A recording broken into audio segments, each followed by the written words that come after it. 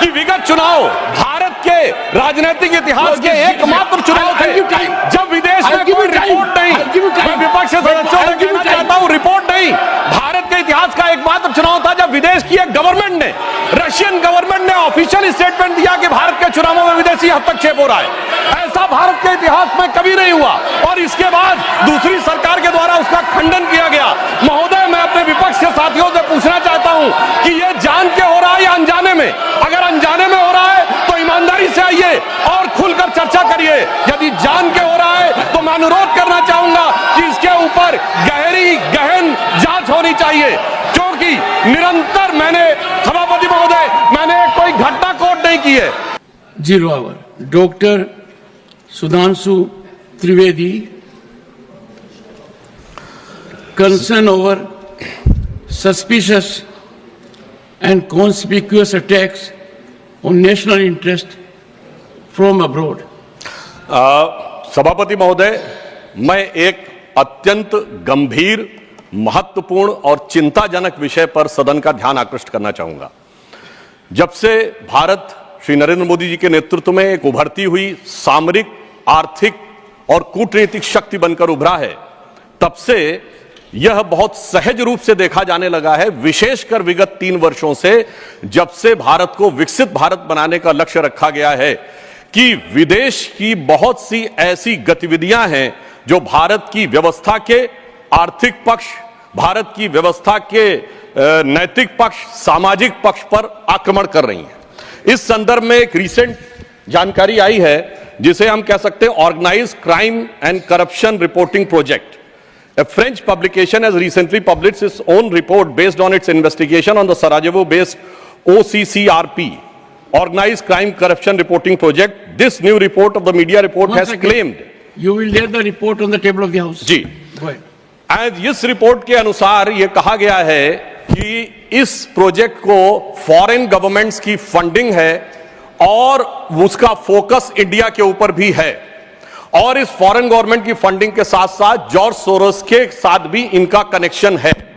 अब यह केवल हम एक रिपोर्ट के आधार पर नहीं कह रहे हैं सभापति महोदय, मैं सदन का ध्यान आकृष्ट करना चाहूंगा कि विगत 3 वर्षों से यह क्या एक संयोग है कि जिस समय भारत की संसद का सत्र चलता है, मैं सिर्फ एक संयोग बता रहा हूं, भारतीय फार्मर्स के बारे में रिपोर्ट आती है 3 फरवरी 2021, बजट सत्र है 29 जनवरी 2021। पेगासस रिपोर्ट आती है 18 जुलाई 2021, मानसून सत्र है 19 जुलाई 2021। उसके बाद 31 जनवरी 2023 से भारत की संसद का बजट सत्र शुरू होता है और 24 जनवरी 2023 को हिंडनबर्ग रिपोर्ट आती है। जनवरी 2023 में भारत की संसद का सत्र शुरू होता है और 17 जनवरी 2023 को बीबीसी की डॉक्यूमेंट्री आती है, इंडिया द मोदी क्वेश्चन।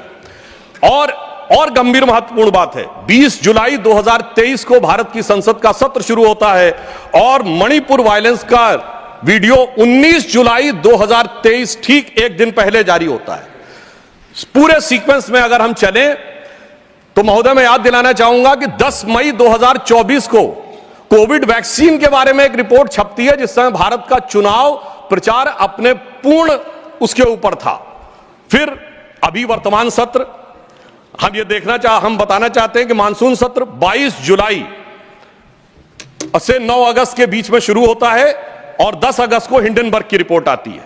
वर्तमान सत्र 25 नवंबर से प्रारंभ होता है और 20 नवंबर को अमेरिकन कोर्ट के एक अटॉर्नी की रिपोर्ट आती है एक बिजनेस हाउस के संदर्भ में। मैं सिर्फ देश के सामने बात रखना चाहता हूं।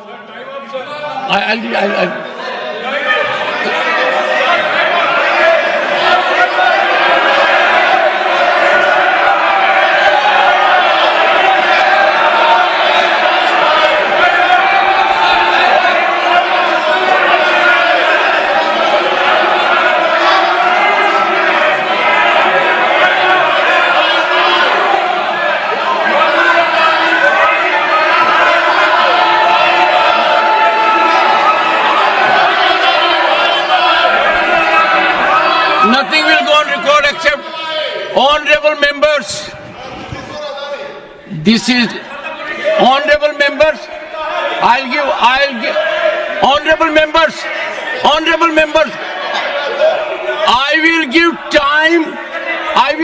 I'll give time because, listen to me, this is a very serious issue and we need to have opinion from everyone this side. We cannot allow largest democracy to be made dysfunctional by deep state anywhere else.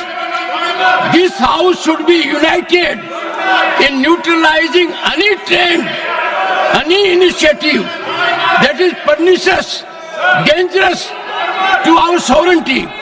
I allow Sudhanshu Trivedi to continue. मैं सिर्फ ये बताना चाहता हूं कि विगत चुनाव भारत के राजनीतिक इतिहास के एकमात्र चुनाव थे जब विदेश में कोई रिपोर्ट नहीं, मैं विपक्ष के सदस्यों से कहना चाहता हूं, रिपोर्ट नहीं, भारत के इतिहास का एकमात्र चुनाव था जब विदेश की एक गवर्नमेंट ने, रशियन गवर्नमेंट ने ऑफिशियल स्टेटमेंट दिया कि भारत के चुनावों में विदेशी हस्तक्षेप हो रहा है। ऐसा भारत के इतिहास में कभी नहीं हुआ और इसके बाद दूसरी सरकार के द्वारा उसका खंडन किया गया। महोदय, मैं अपने विपक्ष के साथियों से पूछना चाहता हूं कि ये जान के हो रहा है या अनजाने में? अगर अनजाने में हो रहा है तो ईमानदारी से आइए और खुलकर चर्चा करिए।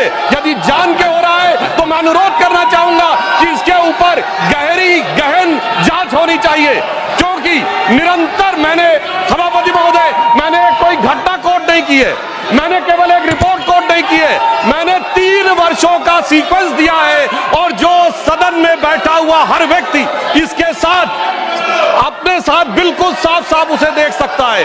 और मगर मैं यह भी कहना चाहता हूं सभापति महोदय कि जिन लोगों के दिल में यह ख्वाब है, यह बड़ी एक सहज स्वाभाविक सी बात है, जिन लोगों के दिल में यह ख्वाब है कि वो भारत को झुका लेंगे, तो मैं उनसे कहना चाहता हूं कि हम श्री नरेंद्र मोदी जी के नेतृत्व में जिस प्रकार से आगे बढ़ रहे हैं, ये मत सोचें कि विदेश से किसी चीज का आज प्रभाव पड़ने वाला। आज भारत अपने स्वाभिमान के साथ आगे बढ़ रहा है।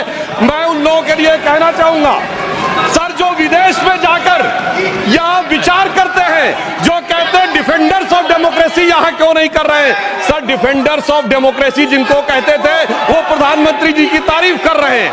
इसलिए मैं कहना चाहूंगा, विदेश का लाभ लेकर, विदेश की छांव लेकर जो भारत में हो रहा है, उनके लिए एक पंक्ति कहना चाहूंगा कि अपने वतन पर सदियों तक है रही हुकूमत गैरों की, लेकिन कुछ चेहरों पर अब तक धूल है उनके पैरों की। इसलिए मैं सभापति जी, मिस्टर डेरेक ओब्रियन,